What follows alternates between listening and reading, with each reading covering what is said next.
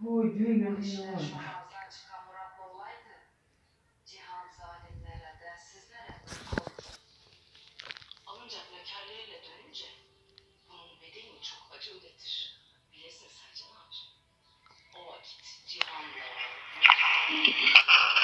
وَيَسْتَوْعِبُ رَأْسَهُ بِالْمَسْحِ اپنے پورے سر کا مسح کرے گا، استعاب کرے گا۔ وَهُوَ السُنَّةُ، یہ ہمارے مذہب کے مطابق سنت ہے، اور نبی علیہ السلام نے بھی اس کی پابندی فرمائی ہے، اور ترک احیاناً ثابت ہے۔ وقال شافعی رحمہ اللہ، امام شافعی رحمۃ اللہ علیہ اس مسئلے میں اختلاف کرتے ہیں۔ وہ فرماتے ہیں کہ سر کا استعاب کیا جائے یا نہ کیا جائے، مگر یہ بات ہے کہ تین مرتبہ جو ہے سر کا مسح کرنا سنت ہے۔ قال آگے فرماتے ہیں وَيُسْتَحَبُّ لِلْمُتَوَضِّئِ أَن يَنْوِيَ الطَّهَارَةَ، یہ مستحب طریقہ ہے وضو بنانے والے کے لیے أن ينوي الطهارة، کہ طہارت کی نیت کر لے، یعنی جب وضو بناتا ہو یا غسل کرتا ہو تو آیا نیت ضروری ہے یا نہیں؟ ہمارے مذہب کے مطابق اگر نیت کرے گا تو مستحب طریقہ ہے، سنت طریقہ ہے، ثواب زیادہ ملے گا۔ اگر نیت نہیں کی تو اس کا وضو ہو جائے گا، طہارت حاصل ہو جائے گی۔ امام شافعی رحمہ اللہ فرماتے ہیں، اسی طرح امام احمد، امام مالک رحمہم اللہ، کہ وضو کے اندر، غسل کے اندر نیت جو ہے فرض ہے، واجب ہے، اگر نہیں کرے گا تو اس کا وضو نہیں ہوگا، جیسے کہ تیمم کے اندر کیا ہے، نیت فرض ہے۔ اصل میں بات یہ ہے کہ عبادات جو ہے دو طرح ہے، ایک ہے عبادات مقصودہ اور ایک ہے عبادات غیر مقصودہ۔ عبادات مقصودہ اس کو کہتے ہیں جو کسی کے لیے ذریعہ وسیلہ نہ ہو بلکہ بذات خود مقصود ہو، اور اس کی مثال ہے نماز، کہ کیا ہے، ایک عبادت مقصودہ ہے بذات خود، اور عبادات غیر مقصودہ ان عبادات کو کہتے ہیں کہ جو بذات خود مقصود نہ ہو بلکہ کسی اور عبادت کے لیے کیا ہو، موقوف علیہ کا درجہ رکھتے ہو، وسیلہ اور ایک ذریعے کے طور پر استعمال ہوتے ہو، تو ایسی عبادات کو جو ہے عبادات غیر مقصودہ کہتے ہیں۔ جیسے کہ وضو ہے، اگر ایک آدمی پورا دن جو ہے وضو بناتا رہے، بس صرف وضو بناتے ہے، نہ تلاوت کرتے ہے، نہ نماز پڑھتا ہے، تو ایک محمل سا عمل سمجھا جائے گا کہ وضو بنا کس چیز کے لیے رہے ہو۔ وضو کے بنانے کا مقصد یہ ہوتا ہے کہ کوئی نماز وغیرہ پڑھ لو یا کوئی اور چیز کر لو۔ تو جب ہم نے دیکھ لیا تو وضو بھی ایک ایسی چیز ہے اور غسل کہ یہ بذات خود مقصود عبادت نہیں ہے بلکہ نماز وغیرہ کے لیے کیا ہے، ایک ذریعہ اور وسیلے کا درجہ رکھتا ہے۔ تو لہذا جو عبادات مقصودہ ہے اس کے لیے تو نیت ضروری ہے، شرط ہے، نیت کے بغیر نہیں ہوگی، جیسے کہ نماز ہے کہ نیت کے بغیر نہیں ہوتی۔ جو عبادات غیر مقصودہ ہے جیسے کہ وضو اور غسل ہے، ہمارے مذہب حنفیہ کے مطابق اس میں نیت شرط نہیں ہے، البتہ سنت و مستحب ضرور ہے کہ ثواب زیادہ ملے گا۔ اور امام شافعی رحمۃ اللہ علیہ کے نزدیک تو عبادات مقصودہ میں نیت ویسی بھی واجب ہے، اور غیر مقصودہ کے اندر بھی اہم مسئلہ تھا، نیت کو کیا کر دیتے ہیں، واجب اور فرض قرار دیتے ہیں، اور قیاس کرتے ہیں تیمم پر، کہ دیکھیں تیمم جو ہے نیت کے بغیر نہیں ہوتا تو کسی طرح سے وضو بھی نیت کے بغیر درست نہیں ہوگا۔ مفتاح للصلاۃ اس وقت ہوگا کہ جب کیا کرے، نیت کر لے۔ ہم کہتے ہیں کہ یہ بات جو ہے درست نہیں ہے، وجہ یہ ہے کہ تیمم جو ہے یہ مٹی سے کیا جاتا ہے، اور مٹی بذات خود جو ہے فی ذاتی ہی مطہر نہیں ہے بلکہ ملوث ہے، انسان کو جو کیا کرتے ظاہری طور پر ملوث کر دیتی ہے۔ ہاں اس صورت میں مٹی کے ساتھ ہاتھوں کو اور چہرے کو مسح کرنا پاکی کے طور پر واقع ہوتی ہے، کہ انسان کو پاک بنا دیتی ہے، کہ جب نماز کا ارادہ اس میں کرے، نیت کر لے۔ اور یا تو آپ کو اسے بھی معلوم ہے کہ دیکھیں تیمم کا خود اپنا معنی ہی ارادہ ہے، تیمم معنی ارادہ، تو اس کے لغوی معنی ہی سے جو ہے کیا ہے یہ معنی لیا گیا کہ اس کے اندر نیت شرط ہے. اور وضو جو ہے یہ تو پانی سے کیا جاتا ہے، اسی طرح غسل یہ پانی کے ساتھ کیا جاتا ہے، اور آسمان سے جو ہے پانی پاک اتارا گیا ہے. وَأَنزَلْنَا مِنَ السَّمَاءِ مَاءً طَهُورًا، پانی بذات خود ایک مطہر چیز ہے، لہذا اس کے اندر نیت شرط لگانا درست نہیں ہوگا، ٹھیک نہیں ہوگا.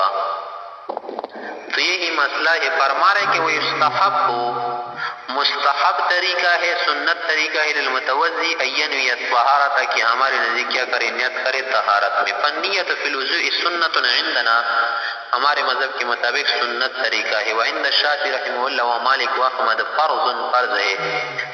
وہ یہ کہتے کہ لأنه عبادت، یہ ایک عبادت ہے، اور عبادت کی تمیز جو ہے عادت سے اس وقت آتی ہے. عادت و عبادت میں فرق اس وقت آ جاتا ہے کہ اس کے ساتھ نیت ہو. فلا یصح بدون نیہ، لہذا نیت کے بغیر درست نہیں ہوگا. کالتیمم، جیسے کہ تیمم ہے. ولنا، ہم کہتے ہیں کہ انه لا يقع قربتا الا بالنیہ، کہ وضو اور غسل وغیرہ یہ قربت ثواب جو ہے واقع نہیں ہوگا بغیر نیت کے، مگر نفس وضو نفس طہارت حاصل ہوگی. ولکنہ یقع مفتاحا للصلاۃ، اگر نیت نہ بھی کرے نا تب بھی جو ہے یہ نماز کے لیے کنجی بن جاتا ہے. یہ کیا، یہ وضو لوقوعہ طہارتاً، کہ یہ کیا بن جاتا ہے، طہارت بن جاتا ہے باستعمال المطہر، اس لیے کہ پر پاک چیز پانی جو ہے استعمال کر رہا ہے، اور وہ کیا ہے مطہر بذاتی ہی ہے. اور مفتاح جو ہے وہ طہارت ہے نا کہ جو کیا ہو حاصل ہو جائے بغیر نیت کے. بخلاف تیمم، تیمم پر آپ نے قیاس کیا تھا تو یہ قیاس درست نہیں، یہ قیاس مال فارق ہے. وجہ یہ ہے کہ لأن التراب غیر مطہر، مٹی تو بذات خود کوئی مطہر چیز نہیں بلکہ مزید ایک ملوث چیز ہے. ہاں مطہر جو بنائی گئی ہے تو وہ اس وجہ سے کہ الا فی حال ارادۃ الصلاۃ، کہ نماز کا ارادہ ہو، اس کے ساتھ نماز کی نیت ہو. اور وہ ایک امر تعبدی بھی ہے، اور امر تعبدی اس کو کہتے ہیں کہ جس میں قیاس نہیں چلتا، تو لہذا اس پر وضو کا قیاس کرنا درست نہیں ہوگا. او هو ينبئ عن القصد، یا خود ہی تیمم کے اندر قصد اور ارادے کا معنی موجود ہے، اور وضو کے اندر یہ معنی موجود نہیں ہے. آگے فرماتے ہیں وَيَسْتَوْعِبُ وَيُسْتَحَبُّ أَن يَسْتَوْعِبَ رَأْسَهُ بِالْمَسْحِ، یہ مستحب طریقہ ہے کہ پورے سر کا مسح کرے، گھیر دے. وَهُوَ سنت، ہمارے مذہب کے مطابق کیا ہی سنت طریقہ ہے. وقال شافعی رحمہ اللہ، امام شافعی صاحب نے فرمایا کہ هو التسلیس، مسح کیا ہے 3 مرتبہ کرنا ہوتا ہے. بمیاہ مختلفہ، اور وہ بھی الگ الگ پانی لے کر کرنا پڑے گا. اعتبارا بالمغسول، قیاس کرتے ہوئے مغسول عضو کے ساتھ.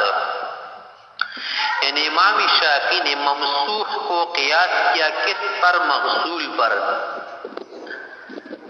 ولنا، ہم کہتے کہ ان انس رضی اللہ عنہ، اسی طرح علی وغیرہ عثمانیانی سے مروی ہے کہ توضأ ثلاثا 3 مرتبہ دھویا اعضاء کو، ومسح برأسه مرة واحدہ، سر کا مسح صرف 1 مرتبہ کیا تھا، 3 مرتبہ نہیں کیا تھا. وقال، اور پھر فرمایا حضرت انس رضی اللہ عنہ نے، هذا وضوء رسول اللہ علیہ السلام، یہی رسول اللہ علیہ السلام کا وضو ہے، اور یہی اس کا طریقہ ہے. اب ہم کیا کریں گے اس حدیث کا کہ جو امام شافعی رحمہ اللہ نے نقل کیا ہے کہ اس کے اندر عثمان غنی رضی اللہ عنہ، اسی طرح علی رضی اللہ عنہ نے 3 مرتبہ اعضاء کو دھویا تھا، اور مسح بھی 3 مرتبہ کیا تھا. اس کا کیا جواب دیں گے؟ تو فرما رہے ہیں کہ والذی یروى من التسلیس، یا والذی یروی من التسلیس، وہ حدیث جس کی روایت کرتے امام شافعی تسلیس کی بات، تو محمول علیہ، وہ بھی اسی مسح پر محمول ہے، بماء واحد، ایک پانی کے ساتھ. یعنی پانی تو 1 مرتبہ لیا تھا، صرف ہاتھ جو تھا 3 مرتبہ پھیر لیا تھا، تو اس سے اس نے یہ مانا لیا کہ پانی بھی 3 مرتبہ لیا تھا. حالانکہ پانی 3 مرتبہ نہیں لیا تھا، تو یہ ہماری دلیل جو ہے بن گئی، اور اس سے ہمارے مذہب کی تائید ہو گئی. وہ مشروع، اور یہ تو مشروع ہے کہ ایک مرتبہ پانی لے لے اور 3 مرتبہ جو ہے ہاتھ پھیرے. اعلیٰ ما روى الحسن عن ابی حنیفہ، جیسے کہ ابو حنیفہ سے یہ بات نقل کی گئی ہے، اعلیٰ ما روی عن ابی حنیفہ. اور آگے یہ بات بھی سمجھ لے کہ دیکھیں فرض کیا چیز ہے، وہ مسح کرنا ہے کہ مسح کر لے. وَامْسَحُوا بِرُؤُوسِكُمْ، دلیل عقلی بتا رہے کہ دیکھیں مسح کرنا کیا ہے، فرض ہے، اور وہ جو ہے 1 مرتبہ ہوتا ہے. اگر آپ اس کے اندر تکرار کر لے کہ 3 مرتبہ پانی لے لے، پھر وہ مسح نہیں رہے گا، وہ تو غسل بن جائے گا، اور غسل مسنون نہیں ہے بلکہ مسح مسنون ہے. وَلِأَنَّ الْمَفْرُوضَ، فرض کیا ہے، هو المسح، مسح کرنا ہے. وَبِالتَّكْرَارِ، اگر آپ بار بار جو ہے اس کے لیے پانی لے لیتے يَصِيرُ غَسْلًا، پھر تو غسل بن جائے گا، حالانکہ ہم سے مطالبہ مسح کا ہے. فَلَا يَكُونُ مَسْنُونًا، لہذا پھر مسنون طریقہ نہیں رہے گا. فَصَارَ كَمَسْحِ الْخُفِّ، لہذا سر کا مسح رہے گا، ہو جائے گا موزے کی مسح کی طرح. کے دیکھیں موزے کا مسح 1 مرتبہ ہے، جبیرہ کا مسح جو ہے 1 مرتبہ ہے. اگر کسی جگہ عضو زخمی ہے اس پر بھی جب ہم جبیرہ لگاتے ہیں 1 مرتبہ مسح کرتے ہیں. موزے پر بھی 1 مرتبہ جو ہے ہم مسح کرتے ہیں، اور وہ بھی 1 پانی کے ساتھ، 3 پانیوں کو نہیں لیتے الگ الگ. تو لہذا اپنے نظائر پر قیاس کرتے ہوئے، اپنے نظائر کو دیکھتے ہوئے سر کبھی مسح 1 مرتبہ 1 پانی کے ساتھ ہونا چاہیے. بخلاف الغسل، غسل تو ایک الگ چیز ہے. کیوں؟ اس لیے کہ غسل ایک ایسے دھونے کو کہتے ہیں نا کہ اگر بار بار اس کے اندر دھوئے بھی جائے نا تو اس کو ضرر نہیں ہے، غسل ہی رہے گا. وہ یعنی تر کا کیا تر کریں گے، تر تو ویسی بھی تر ہے. بات یہ ہے کہ خشک کو ہم ترک نہ کرے. اگر خشک کو تم نے گیلا کر دیا، وہ تو گیلا ہو گیا، تو تم نے کیا کر دیا، مسح کے اندر گیلا پن لایا مکمل طور پر، حالانکہ مسح کے اندر مکمل گیلا پن نہیں ہوتا. گیلا جو ہوتا ہے وہ تو ویسے بھی گیلا ہوتا ہے، اگر بار بار اس پر پانی ڈالو تو گیلا کے اندر اور کیا جو ہے گیلا پن آئے گا. بخلاف الغسل لأنه لا يضره التکرار، اگر 3 مرتبہ بھی پانی ڈالا جائے تو غسل کا معنی غسل ہی رہے گا. لیکن مسح کے اندر 3 مرتبہ تکرار لاؤ تو پھر وہ مسح نہیں رہے گا، بلکہ معنی جو ہے بدل جائے گا غسل کے اندر، کہ پھر انقلاب المعنی الى معنی الاخر بن جائے گا. انقلاب المعنی الى المعنی الاخر بن جائے گا، مسح نہیں رہے گا، پھر غسل بن جائے گا.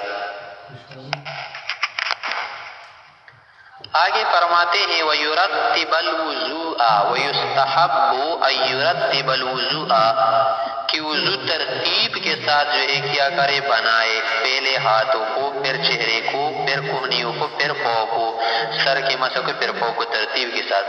فَيَبْدَأُ، شروع کرے گا، بِمَا بَدَأَ اللہ تعالیٰ بِذِكْرِهِ، اس طریقے پر جسے کہ اللہ نے ذکر فرمایا ہے. وَبِالْمَيَامِنِ، اسی طرح دائیں طرفوں کو کیا کر لے، دھوئے.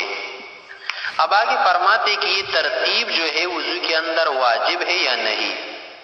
تو امام شافعی رحمہ اللہ کے نزدیک جو ہے ترتیب فرض ہے، اور پا جو ہے تعقیب کے لیے ہے کہ ایک عضو دھو لو تو دوسرے کو اس کے پیچھے بالفور دھو لو ترتیب کے ساتھ.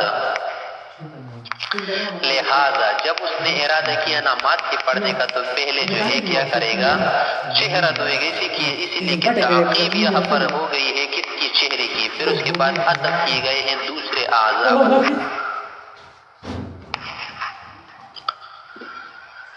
ہم کہتے ہیں کہ ترتیب جو ہے واجب نہیں ہے. یہاں پر واو جو آیا ہے نا، واو دوسرے اعضاء کا، ٹھیک ہے، بات و تحقیق کے لیے کہ جب ارادہ کیا نماز کے پڑھنے کا تو چہرے کو دھو لو، ہاتھوں کو دھو لو. لیکن واو جو ہے دوسرے اعضاء کا جو عطف ہے نا، یہ عطف للترتیب نہیں ہے، عطف صرف مطلق الجمع کے لیے ہے. اور اس پر اہل لغت نے کیا کیا ہے، اجماع کیا ہے. تو فرما رہے ہیں کہ والترتیب فی الوضوء سنت عندنا، ائمہ حنفیہ کی نزدیک کیا ہے، سنت طریقہ ہے. وعند الشافعی رحمہ اللہ فرض، امام شافعی کی نزدیک فرض ہے.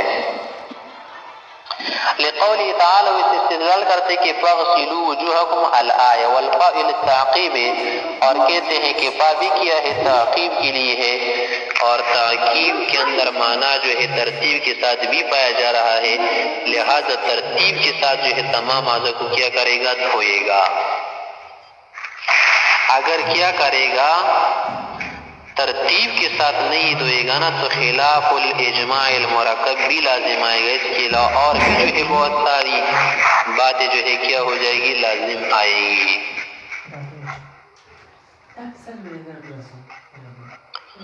ولنا ہمیں کہتے کہ ان المذکور فیہا، کہ اس آیات کے اندر جو ذکر ہے وہ کیا ہے؟ حرف الواو، واو ہے، وہی اور یہ واو جو ہے مطلق الجمع، مطلق جمع کا معنی دیتا ہے۔ جمع کا کیا معنی ہے؟ کہ اعضاء کو دھونے میں جمع کرو ایک وقت میں۔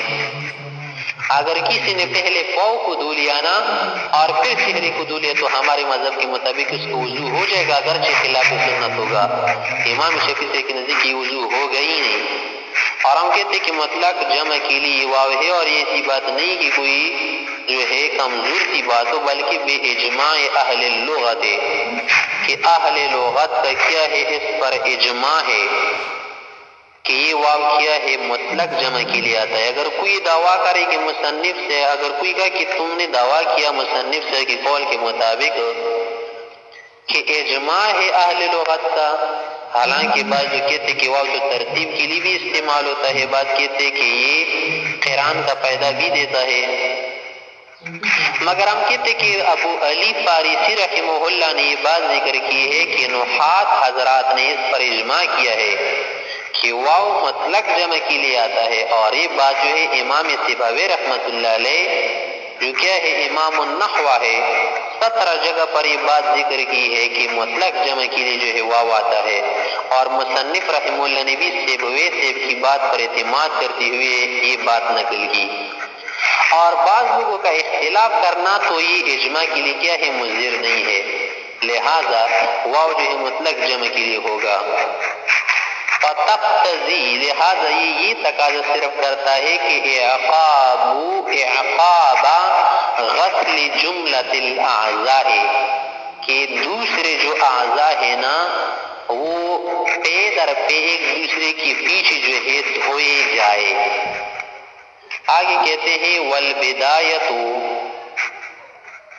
شروع کرنا دھونے میں شروع کرنا بالمیامن، دائیں طرفوں سے، کہ پہلے دایاں پاؤں دھوئے، اسی طرح دایاں ہاتھ دھوئے، تو فضیلت ایک فضیلت کی بات ہے۔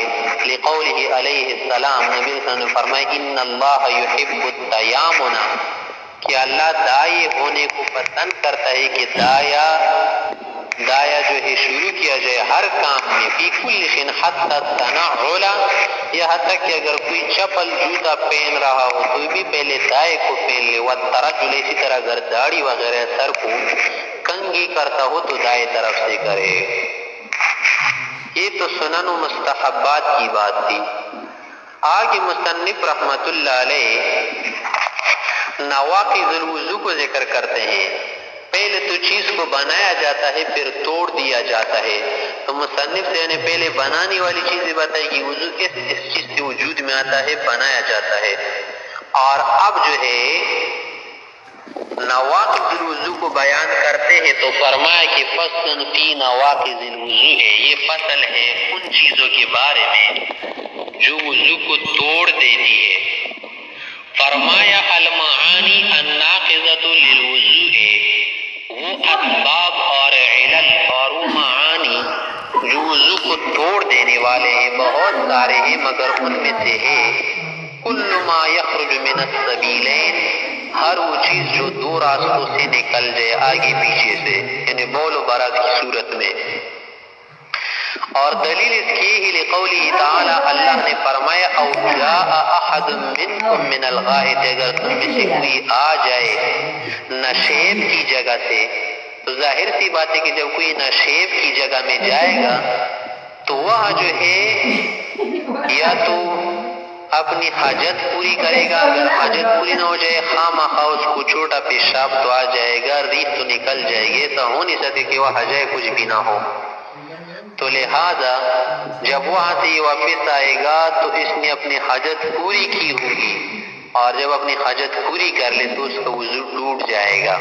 الآیہ وقیل لرسول اللہ صلی اللہ علیہ وسلم، نبی علیہ السلام سے پوچھا گیا کہ وَمَا الْحَدَثُ، کہ حدث کیا چیز ہے جو وضو کو توڑ دے؟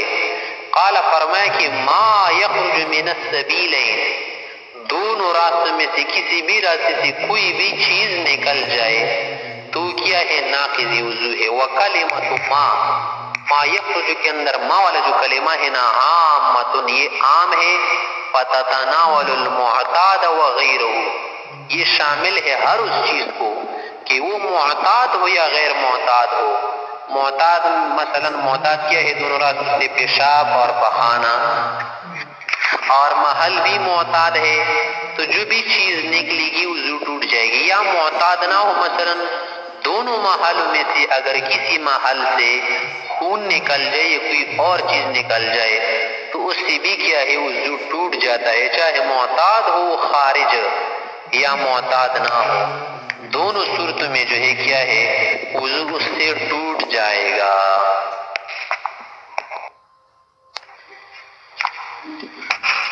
وَيَسْتَوْعِبُ رَأْسَهُ بِالْمَسْحِ، اپنے پورے سر کا مسح کرے گا، استیعاب کرے گا۔